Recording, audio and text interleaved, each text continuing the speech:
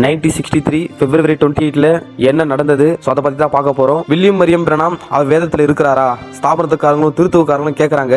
So அவங்களுக்கு இது பிரோஜனமா இருக்குன்னு நினைக்கிறேன். நீங்க அப்படியே லூக்கா 17ஆம் அதிகாரம் 30ஆம் வசனத்துல நீங்க பாத்தீங்கன்னா, மனுஷகுமாரன் வெளிப்படும் நாளிலும் அப்படியே நடக்கும்.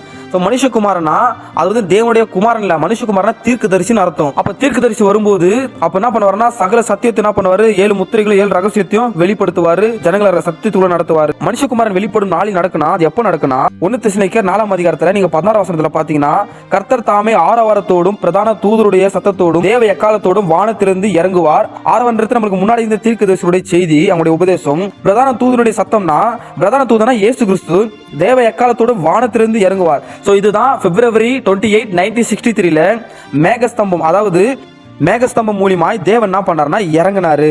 இது விஞ்ஞானத்தால் சயின்டிஸ்டால நிரூபிக்கப்பட்ட ஒரு புகைப்படம் இருக்குது. நீங்க வெளிப்படுத்தல் விசேஷம் 10ஆம் அதிகாரத்துல 1ஆம் வசனத்துல பாருங்க, பின்பு பலமுள்ள வேறொரு தூதன் வானத்திலிருந்து இறங்க கண்டேன். பலமுள்ள தூதனா இயேசு கிறிஸ்து. பாருங்க, மேகம் அவனை சூழ்ந்து இருந்தது, அவனுடைய சிரசின் மேல் வானவெளி இருந்தது, அவனுடைய முகம் சூரியனை போலவும் அவனுடைய கால்கள் அக்கினி ஸ்தம்பங்களை போலவும் இருந்தது.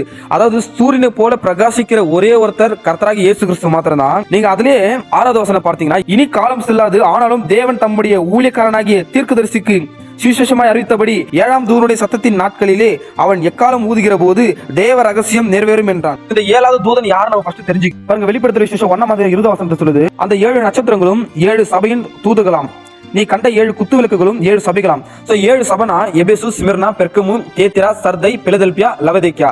சோ 7 தூதர்கள் யாருன்னா, Paul, Irenaeus, Martin, Columba, Martin Luther, John Wesley, William Marrion Pranam.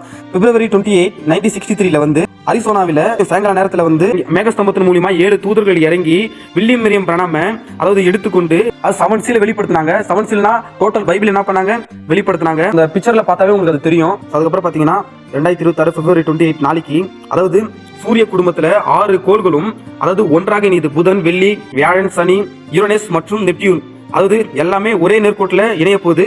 நாளைக்கு February 28 ஈவினிங் டைம்ல ஒரு 6:20 இருந்து ஒரு 7 o'clock வரைக்கும் நீங்க அதை பார்க்கலாம். சோ இதை நான் ஏன் சொல்றேன்னா, நாளைக்கு தான் 7 சீல் ஓபன் ஆன ஒரு நாள். சோ அதுல வந்து பாத்தீங்கன்னா, இப்ப இயேசு கிறிஸ்து வந்து அவர் பிறக்கும் போது 3 நட்சத்திரங்கள் காணப்பட்டது. இந்த 3 நட்சத்திரங்களும் வந்து தேவன் பிறந்ததுக்கு ஒரு அடையாளமா காணப்பட்டது. சோ நாளைக்கு தான் வந்து செய்தி வெளிப்பட்டது. ஒரு செய்தி பிறந்த நாள்னு வச்சுங்களேன், நாளைக்கு தான் 7 சீல ஓபன் ஆனது. அது எப்படிப்பட்ட ஒரு விசேஷமான நாள், இதை பார்க்க நீங்க மிஸ் பண்ணிடாதீங்க. இதுக்கப்புறம் நீங்க பார்க்க முடியாது.